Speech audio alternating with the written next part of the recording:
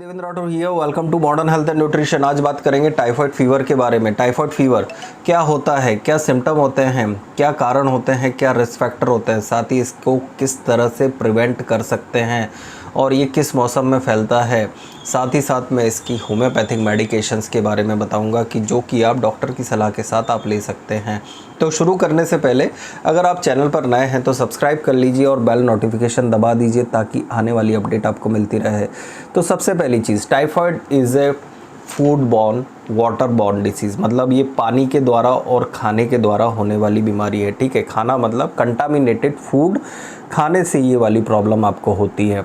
खाने के बाद अगर आपने देखा होगा कि ये वाटर बॉर्न इसलिए क्योंकि हम कुछ ऐसी गंदी जगह या फिर ऐसा पानी पी लेते हैं जो कि कंटामिनेटेड होता है, उस कारण से होती है। सीरियस कॉम्प्लिकेशंस इसलिए कहा जाता है क्योंकि इसके सीरियस कॉम्प्लिकेशंस होते हैं, आगे चल के उस बारे में भी डिस्कस करेंगे। और इसे अगर देखा जाए तो इंटेस्टाइनल या फिर एंट्रिक फीवर भी कहते हैं क्योंकि ये एंट्रिक मतलब इंटेस्टाइन में पर भी अटैक करता है। तो सबसे पहली चीज़, अगर आपको टाइफाइड फीवर का जो मेन रीज़न होता है साल्मोनेला टाइफी, एक बैक्टीरिया होता है जिसकी वजह से आपको टाइफाइड फीवर होता है। अब टाइफाइड फीवर अगर आपको होता है तो क्या सिम्टम्स देखने को मिलते हैं, तो हाई ग्रेड फीवर, लो मतलब है ना, आपकी जो पल्स रेट रहती है अगर देखते हैं कई फीवर में बढ़ती है, लेकिन इस वाले फीवर में एक तरह से देखा जाए तो आपकी पल्स रेट जैसे जैसे आपका टेम्परेचर बढ़ता है आपकी पल्स रेट कम होती है। ये इसका एक मेन लक्षण होता है। जब भी हम डायग्नोस करते हैं तो इस तरह के फीवर में पर्टिकुलर हमें ये चीज़ बहुत ज़्यादा काम आती है। All over the body rashes होना, एब्डोमिनल पेन होना, हेडेक होना और साथ ही वीकनेस और फटिगनेस होना इसका मेन रीज़न और मेन सिम्टम्स हमें देखने को मिलते हैं। कॉम्प्लिकेशंस के बारे में मैंने आपको बताई थी। कॉम्प्लिकेशन क्या होता है, टाइफाइड फीवर अगर हम बात करें तो लोग अक्सर बोलते होंगे कि नॉर्मल फीवर है। बहुत सारे लोग सुनते रहते होंगे कि नॉर्मल फीवर हो गया या फिर नॉर्मल फीवर है, इजीली ठीक हो जाएगा। लेकिन हाँ, इजीली ठीक हो जाता है, लेकिन कॉम्प्लिकेशंस के बारे में हम बात करें तो ये इंटेस्टाइनल ब्लीडिंग, इंटरनल ब्लीडिंग और पेट के अंदर छाले करने वाली समस्या कर देता है, जिसकी वजह से सेप्सिस होने वाली कंडीशन और ब्लीडिंग ज़्यादा होने के कारण आपकी जो कॉम्प्लिकेशंस होती है लाइफ थ्रेटनिंग हो जाती है। इसलिए इसको प्रिवेंट करना, इसको ट्रीट करना जितना अर्लीस्ट एज पॉसिबल हो वो ज़्यादा ज़रूरी होता है। इसलिए टाइफाइड की आप है ना जांच करवाएं और उसके अकॉर्डिंगली आप ट्रीटमेंट लें। अब इसके बात करते हैं, सिम्टम्स बता दिए, कारण बता दिए। कारण कैसे, अगर हम देखें तो अगर आप बाहर जाते हो कहीं पर कुछ खाते हो, आपने बिना गर्म किया हुआ खाना आपने खाया है, ठीक है, आपने रॉ फूड खाया है, आपने रॉ सैलड्स खाई है, ठीक है, आपने अगर ऐसी चीज़ खाई है जो कि अच्छे से पकी नहीं हो, है ना, उस कारण से आपको साल्मोनेला टाइफी हो सकता है। रॉ एग खाने से भी साल्मोनेला टाइफी होता है। कई लोग है ना दुकान पर जाते हैं, अंडा फोड़ते हैं और गल्प कर जाते हैं।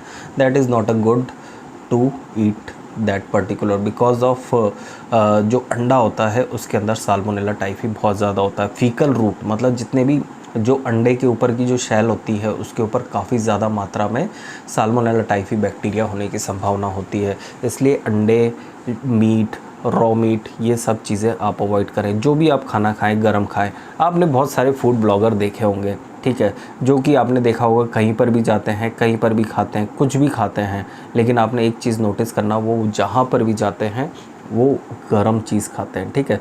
इसके पीछे यही रीज़न है कि टाइफाइड होने के कारण अगर वो कोई सी भी आप देखेंगे छोटी से छोटी स्टॉल पर भी खाएंगे लेकिन वो गर्म फूड खाते हैं, ठीक है। तो इस कारण से जब फूड जब कुक हो जाता है, को अच्छे से कुकड रहता है फूड, तो टाइफाइड होने की संभावना कम हो जाती है। नेक्स्ट चीज़, पानी अगर आप टैप वाटर पी रहे हो, बाहर का पानी पी रहे हो, कोई आपने ऐसी जगह पर आपने जो जनरल पानी पीते हैं, मतलब जहाँ पर एक पब्लिक प्लेसेस पर आप पानी पी रहे हो, ठीक है, और अगर आसपास टाइफाइड फीवर फैला हुआ हो तो आपको भी टाइफाइड फीवर होने की आशंका रहती है। तो इसी तरह से हम यही चीज़ें होती हैं जिसकी वजह से टाइफाइड फीवर फैलता है। साथ ही साथ अगर आपके साथ वाले व्यक्ति के साथ आप खाना पीना करते हो तो भी टाइफाइड फीवर आपको फैल सकता है। अब इसके प्रिवेंशन के बारे में बात करते हैं कि टाइफाइड फीवर प्रिवेंट किया जा सकता है। तो जी बिल्कुल, टाइफाइड फीवर प्रिवेंट कर सकते हैं। किस तरह से, कहीं पर भी आप जा रहे हैं तो अपना वाटर अच्छा कैरी करके ले जाए, उबला पानी पिए, और अगर नहीं मिलता है वहाँ पर तो पैकेज्ड ड्रिंकिंग वाटर आप लें, ठीक है। अगर आपको पैकेज ड्रिंकिंग वाटर में कौन सी चॉइस है, कार्बोनेटेड जिसे हम स्पार्कलिंग वाटर कहते हैं, या नॉर्मल वाटर, आप कोई सा भी लें, लेकिन bottle is should be tightly sealed, ठीक है, बिल्कुल पैक्ड बॉटल होनी चाहिए और उस वाले वाटर का सेवन आप, पानी का सेवन आप कर सकते हैं। और अगर हम बात करें खाने के बारे में, तो कहीं पर भी आप जाएँ रॉ फूड आप अवॉइड करें, सैलेड्स आप अवॉइड करें, अगर जहाँ पर कंटामिनेटेड या गंदगी लग रही है वहाँ पर खाने से बचें, ठीक है। कहीं पर भी आप खाना खाएं, गर्म खाना खाएं, इस कारण से इसे प्रिवेंट किया जा सकता है। नेक्स्ट थिंग, इसके वैक्सीन्स होते हैं, ओरल वैक्सीन्स और इंजेक्टेबल वैक्सीन्स होते हैं, जिसके अंदर लाइव अटेनिड बैक्टीरिया इंजेक्ट किया जाता है, और ओरल वैक्सीन में लाइव बैक्टीरिया आपको ओरल के थ्रू दिया जाता है, ठीक है। 2 तरह के वैक्सीन्स इसके यूज़ होते हैं, उसके अकॉर्डिंगली हम इसका प्रिवेंट कर सकते हैं। अब इसके होम्योपैथिक मैनेजमेंट और जनरल मैनेजमेंट के बारे में बात करते हैं। जनरल मैनेजमेंट में बात करें तो general management is a normal, आप जो चीज़ें, अगर आपको टाइफाइड फीवर हुआ है तो आपको उस टाइम पर खूब सारा पानी पीना है, ठीक है।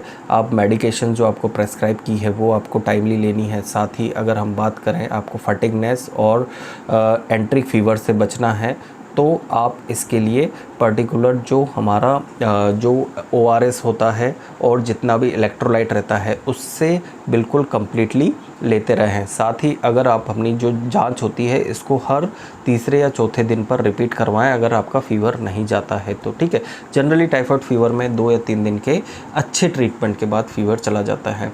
होम्योपैथिक मैनेजमेंट में अगर बात करें तो होम्योपैथिक में एक मेडिसिन आती है बप्टीसिया, इसे लोअर पोटेंसी पर देने पर इसके बहुत अच्छे रिजल्ट मिलते हैं। साथ ही अगर हम बात करें एकदम से फीवर आने पर आर्सेनिक, एकोनाइट और बेलाडोना जैसी मेडिकेशंस भी एज़ पर द कंपैरिजन जो रहती है इसमें रिजल्ट देखने को मिलते हैं। एंटीमोनियम क्रूडम, अगर आपको पेट में छाले हो गए हैं और उस वाली कंडीशन में ये अच्छी काम करती है। कॉस्टिकम और नक्स वोमिका भी बहुत अच्छे रिजल्ट्स देखने को मिलते हैं। लेकिन आप जब भी मेडिकेशन लें, मेक श्योर कि आप अपने डॉक्टर से सलाह करके लें।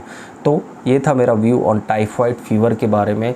मैं होप सो मैंने कुछ चीज़ें कवर करी होगी, कुछ चीज़ें भूल गया हूँ, हो सकता है। तो अगर आपका कुछ भी क्वेश्चन हो, आप मुझसे कमेंट सेक्शन में पूछ सकते हैं। साथ ही आप इंस्टा पे फॉलो करके स्टोरी पे टैग करके आप मुझसे डायरेक्ट क्वेश्चन पूछ सकते हैं, और व्हाट्सएप पर आप कंसल्ट करने के लिए आप व्हाट्सएप कर सकते हैं। और ज़रूर इस वीडियो को अगर आपको अच्छा लगा हो तो इस वीडियो को ज़रूर आप लाइक करें, शेयर करें और चैनल सब्सक्राइब ज़रूर करें। Thank you so much guys और जय हिंद।